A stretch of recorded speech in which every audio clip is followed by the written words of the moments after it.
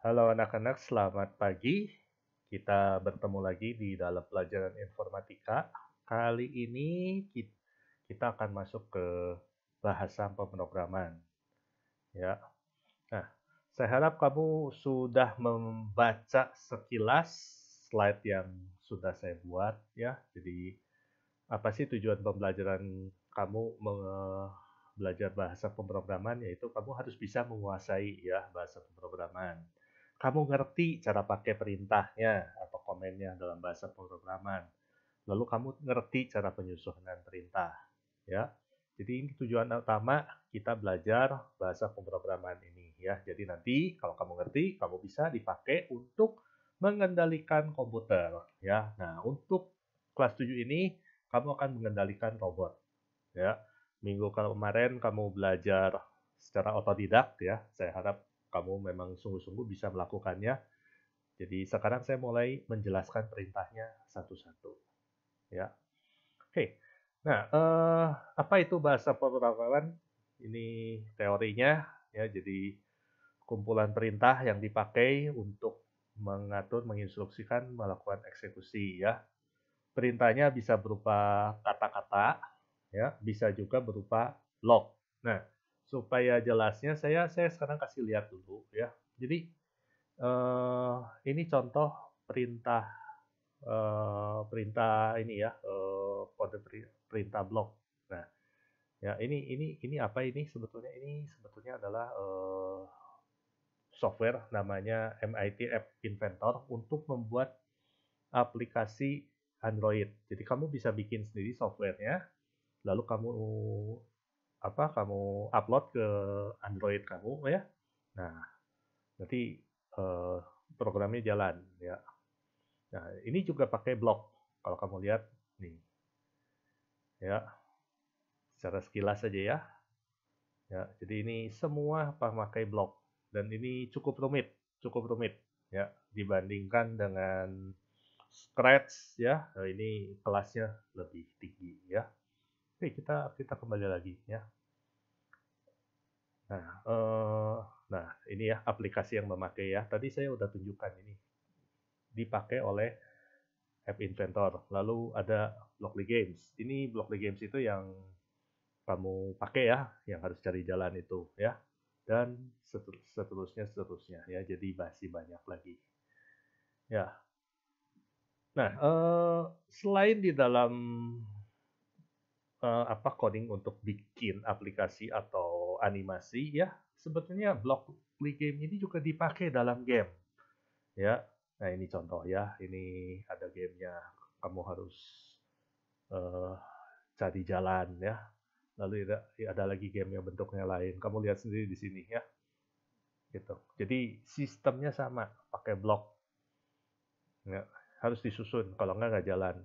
Lalu ada lagi di sini. Ya, lebih rumit lagi. Ya, saya nggak akan sebut ya gamenya apa. Ya kamu cari sendiri aja kalau kamu pengen coba main ya.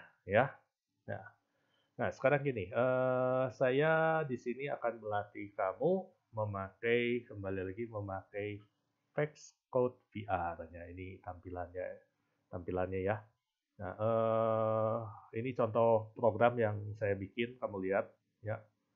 Ini bloknya lumayan banyak. Nah, lalu di sini ada teksnya. Nah, sebetulnya kamu belajar programming itu nantinya akan menuju ke sini, harus diketik ya, nggak bisa di blok terus ya. Blok ini ada batasnya. Tapi kalau teks bisa lebih apa? Bisa lebih bikinnya bisa lebih detail ya. Nah, oke, baik. Sekarang gini, saya akan klik new baru. Oke, di start. Baik. Nah, ini saya tutup dulu. Ini juga saya close dulu. Baik. Nah, untuk hari ini kita akan belajar mengendalikan robot ya. Perintahnya ada di sini nih, ya. Ada yang namanya drive forward. Ya, coba saya perbesar drive forward ya. Kalau kamu pengen tahu ini perintah apa, kamu bisa klik tanda tanya di samping kanannya. Ya, kamu klik, nanti komputer akan memberikan penjelasan. Ya. Nah, Di dalam VRFX code ini adalah satu komen, ya, satu komen. Ya, komennya adalah maju. Ya, kalau kamu lihat di dalam teks, ya, kalau saya tempel, nah, drive train forward. Ya, ini adalah komennya. Komen kadang-kadang ya diikutkan dengan parameter. Nah, ini parameternya. Ya, jadi setiap komen biasanya suka ada parameternya. Sama ketika kamu belajar spreadsheet, ya, kamu mengetikkan if atau mengetikkan sama dengan our, nah itu ada parameternya. Ya, kamu lihat maju 200 meter ini bisa kita rubah reverse. Nah, si teksnya juga akan berubah reverse. Ya, maju 600 mili ya. Nah, berubah ya angkanya. Memakai satuannya inci atau milimeter. Kamu lihat parameternya berubah. Ya. Nah, kita biasa pakai mili apa? Ukuran matrix, ya udah kita pakai milimeter. Ya. Forward, reverse. Lalu ini untuk drive ini adalah untuk maju atau mundur ya. Jadi mobilnya lurus. Robotnya lurus ya. Lalu ini saya cabut lagi ya. Ada perintah berbelok ya. Berbelok berapa derajat? Ya. Left, right derajat ya. Nah, ini juga kamu lihat di dalam teks sama ya. Berapa degree ya. Diganti 45 jadi ya. Oke. Nah, lalu kecepatan robot kamu bisa atur. Ini ada set drive velocity. Ya, kecepatan paling lambat itu 1%. Ya, bisa 0, bisa juga sih, berarti berhenti. Kecepatan paling tinggi adalah 100. Kamu bisa lihat di tanda tanya ini ya. Ya, 0. Setnya itu adalah dari 0 sampai 100. Kemarin sempat ada yang nanya, Pak, ini motor si robotnya kurang cepat, saya udah masukkan angkanya, wah gitu ya. Tapi ya, kalau perintahnya si programnya hanya terima angka sampai 100 ya percuma, nggak akan lebih cepat ya. Ya, jadi hindari saja mengisi angkanya berlebihan ya. Oke. Nah, oke, satu lagi. Nah, ada lagi set turn to heading. Nah, ini ya. Ini beda dengan turn right. Turn to heading. Maksudnya apa nih?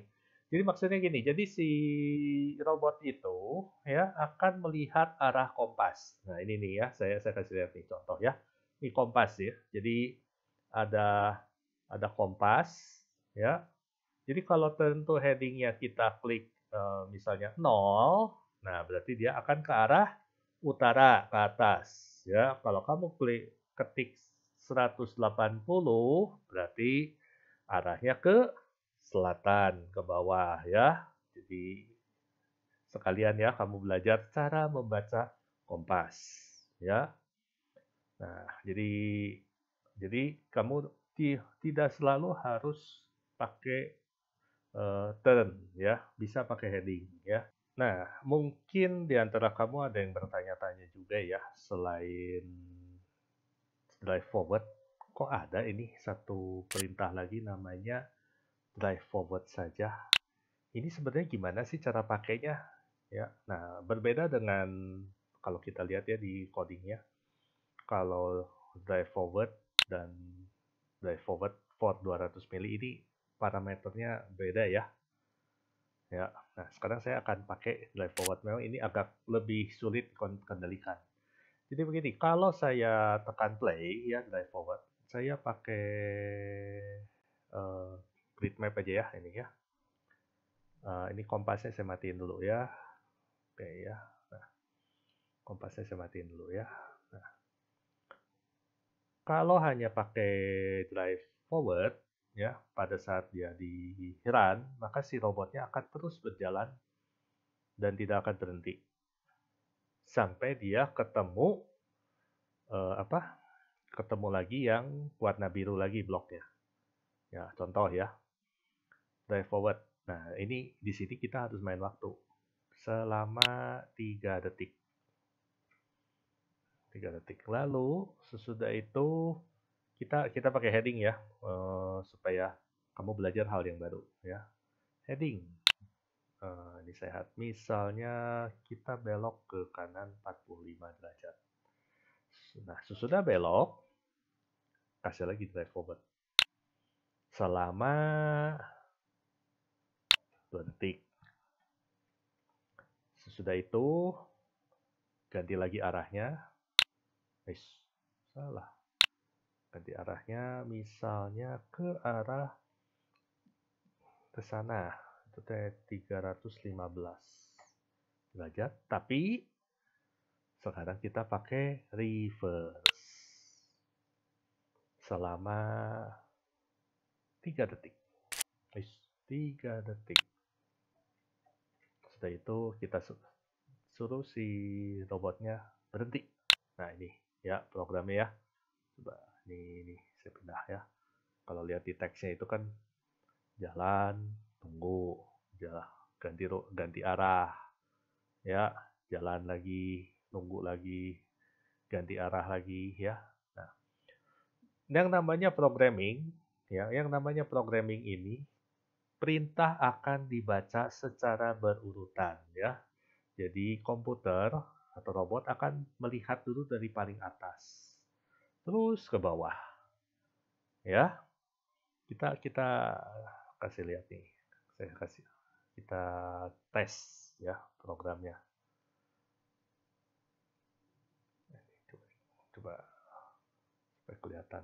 Ini saya tutup deh. Nah, biar kelihatan ya. Run. Drive forward 3 detik. Nah, kamu lihat sampai ukurannya 3 detik. Kenapa dia tidak mau berubah ya? Ini set lagi. Harusnya dia belok. Ya, ngaco si robotnya. Suka gitu deh. Ngeselin. Coba tambah ini deh. Nunggu dulu 1 detik. Kita coba.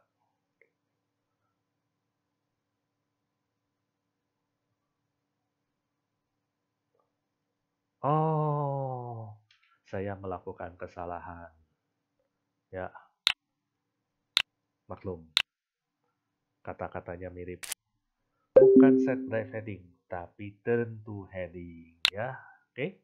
Ya, jadi ya. Ini beda ya. Turn to heading 45 degree, drive forward, set drive heading to 315. Ya. Ya. Nanti kamu coba-coba juga sama. Jangan takut kalau melakukan kesalahan ya, karena wajar sekali pada saat bikin coding itu melakukan kesalahan itu wajar. Ya, kita lihat lagi ya. Play 3 detik ke atas. Belok 45 detik, naik 2 detik, 315, mundur dan stop. Oke, jelas kira-kira ya. Silahkan dipelajari dulu. Ini adalah modul dasar ya, cara mengendalikan robot ya, yang seharusnya kamu boleh pakai drive forward, boleh juga pakai drive forward 4 ya. Jadi dibatas jaraknya berapa ya. Untuk waktu, nah ini baru bisa dipakai kalau kamu memakai drive forward-nya saja. Ya, kalau nggak pakai waktu ini, ya nanti kamu lihat sendiri ya, hasilnya seperti apa. Ya, nah saya akan ada di Google Meet ya. Jadi sesudah menonton video ini, silakan masuk ke Google Meet. Saya akan kasih tugasnya di dalam Google Meet. Ya, saya tunggu. Bye.